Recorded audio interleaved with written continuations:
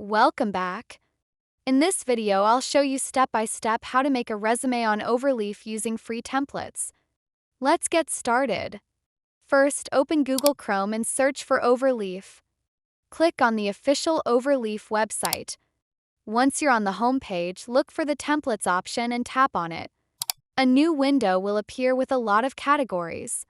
From here, select Resume and CV.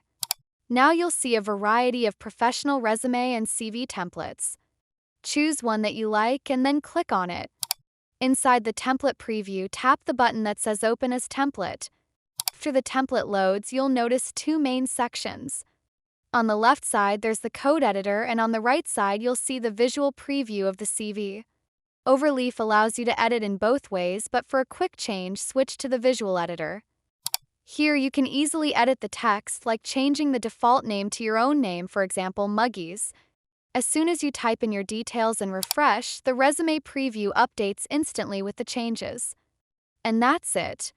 If you found this tutorial helpful, don't forget to give it a thumbs up and subscribe to my channel for more simple tech guides.